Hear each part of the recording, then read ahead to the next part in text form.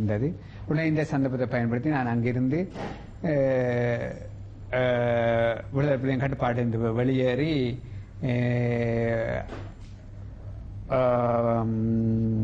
இராணுவத்துடன் வந்து சேர்ந்து கொண்டேன்.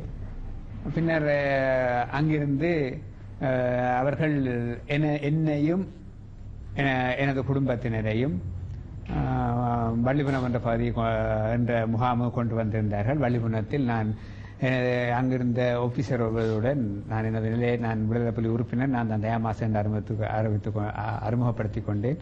அவர்கள் என்னை நன்றாக நடத்தி கொண்டார்கள். அதிலிருந்து அங்கிருந்து அங்கத்தே பதிவுகளை மேற்கொண்ட பின்னர் ஓமந்த முகாமை கொண்டு வந்தார்கள். ஓமந்தையிலேயும் அவர்களுடைய தங்களுடைய பதிவுகளை மேற்கொண்ட பின்பு தற்போது நாங்கள் இங்கே வந்து இந்த கொழும்புக்கு வந்து இந்த கலந்துரையாடலே நாங்கள் கலந்து கொண்டிருக்கின்றோம். Well, it's a known factor that LTT has committed many war crimes. Most horrible and brutal crimes that they are right now committing would be the detention and torturing of the civilians who are seeking safety in the no-fire zone. And they are using these civilians as human shield and of course as a hostage to take cover behind them. Daya Master and George Master have had experience of how LTT are using the civilians as hostage and human shield in the no-fire zone to take cover. I would like to get some idea about how LTT is using civilians for their benefit, even as at now, who are detained in the no-fire zone. விடுதலை புலிகள் தமிழ் மக்களை வெளியேற விடாமல் பயண கைதிகளாக தமது உதவிக்கு பயன்படுத்துகிறார்கள். அண்மை சுதந்திரபுரம் பகுதியிலே கூட அங்கிருந்து வெளியேற முற்பட்ட மக்கள் மீது தாக்குதல் நடத்தியிருக்கிறார்கள், சுட்டிருக்கிறார்கள். அதன் மூலம் பல மக்கள் இறந்திருக்கிறார்கள். அதிலே கிட்டத்தட்ட 200 மக்கள் இறந்திருக்கிறார்கள். அத்தோடு இறந்த மக்கள் பின்பு அவர்கள் விடுதலை புலிகளால் சுடப்பட்டு இறந்தவர்களை இராணுவ செல்லடி மூலம் இறந்ததாக பரப்புரை செய்து கொண்டு வருகிறார்கள். அது மாத்திரமல்ல, பின்னர் இந்த மக்கள் அங்கிருந்து வெளியேறி புதுமாத்தளம் பகுதியிலே தங்கியிருந்த பொழுதும் அப்பகுதியிலிருந்து வெளியேற முற்பட்ட மக்கள் மீது சுட்டு அநேக பொதுமக்கள் இறந்திருக்கிறார்கள். அவர்கள் தங்களை அங்கிருந்து விடுதலை புலிகளின் கட்டுப்பாட்டிலிருந்து மீறி வெளியேற முற்பட்ட போதெல்லாம் இவர்கள் அவளை தாக்கி இருக்கிறார்கள், அடித்திருக்கிறார்கள். அது மாத்திரமல்ல, சுட்டிருக்கிறார்கள். அதில் பல மக்கள் இறந்திருக்கிறார்கள். We also heard that LTT continued. There's established evidence that LTT even continued to conscript people forcibly into their Tiger outfit, even people who were in the no-fire zone, and they also confiscate most of the essential items dispatched by the government of Sri Lanka. Your experience on that? Yes. விடுதலை புலிகள் இடம்பெயர்ந்து வந்து பாதுகாப்பு அடிமையாக இந்த பகுதியில் இருந்த பொழுதும் சரி, சுதந்திரபுரம், முடியார்கட்டு, அங்கிருந்து புதுக்குடியிருப்பு, அங்கிருந்து இடம்பெயர்ந்து புதுமாத்தளன், இந்த பகுதி இந்த மக்கள் மத்தியில் இருந்தும் 94ஆம் ஆண்டு பிறந்தவர்கள், 95ஆம் ஆண்டு பிறந்தவர்கள், சில நேரங்களில் 96ஆம் ஆண்டு பிறந்தவர்கள் கூட பலாத்காரமான ஆட்சேர்ப்பை செய்திருக்கிறார். அது மாத்திரமல்ல, ஒரு குடும்பத்தில் தனிப்பிள்ளையாக இருந்தவர்களை கூட ஆட்சேர்ப்பு செய்கிறார். அத்துடன்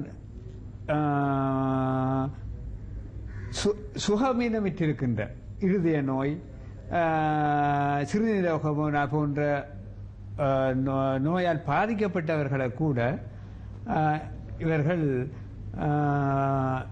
போராட்டத்தில் வற்புறுத்தல் மூலம் இணைத்திருக்கிறார்கள்.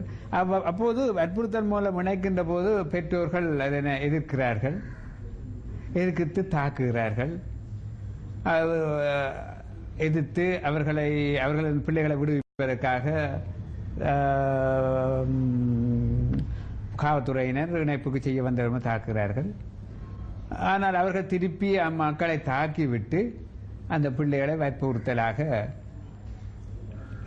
தமது நோக்கத்துக்கு எடுத்துக்கொண்டு செல்லுகின்றனர்.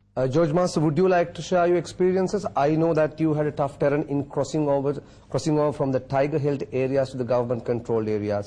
The intention to leave this area started somewhere in mid 2006, but unfortunately, since the travel restrictions were there in force and I wasn't provided with a pass for travel, so I was trying frantically to find a way out of the messy situation.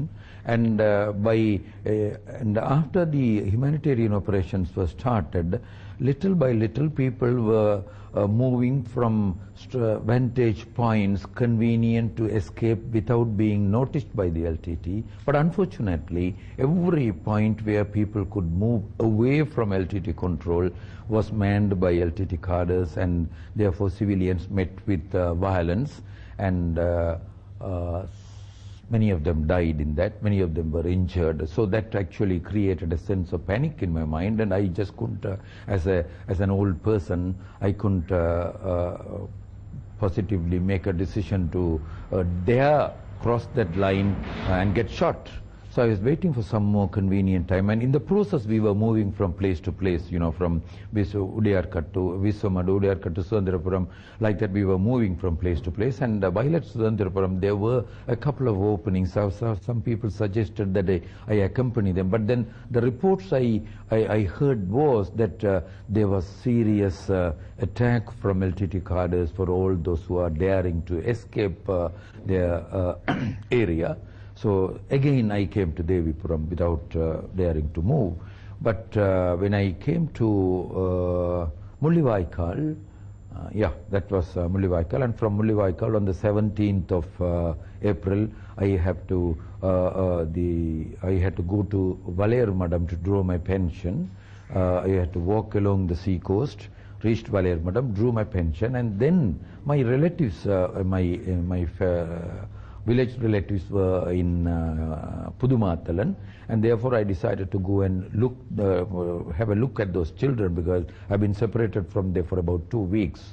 And then I went to Pudumathalan and found that they were there in a very makeshift tent, and the conditions were so bad, you know, they were on the verge of penury and scarcity of food, and the children being threatened by the sound of shell attacks and all that. So, but while at the same time during that night, these relatives told me the chances are that we have to wait here for the right moment when people break out in large numbers so that we can join them.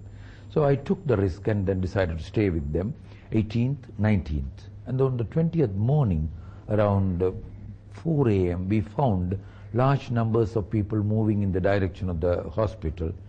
And then round about 6 o'clock, we also decided to join forces with those people. Of course, the sound of firing was very close to us. We took the risk, and my relatives helped me. The small kids actually gave their hand and then pulled me through the mud. So it was a very difficult journey, very hazardous journey.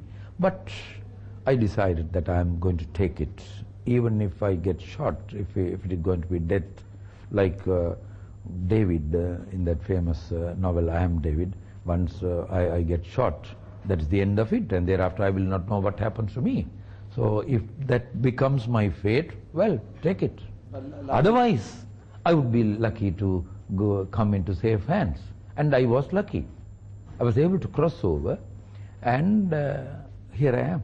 Well, George Master, you related to me a very, very emotional story about a Sri Lankan soldier helping you out to climb down a slippery area. Yeah, because I mean, that was not slippery just for me. Everybody, whether children, adults or old people, invalids and all that. I mean, when I say invalids, even sick people, they had to cross because they wanted to get away from this mess. So when I found, you know, the small kids who came with me warned me, you will slip down, so be careful. But as small kids, they couldn't properly give me the assistance that was required to pull me out of that place. So but the soldier who was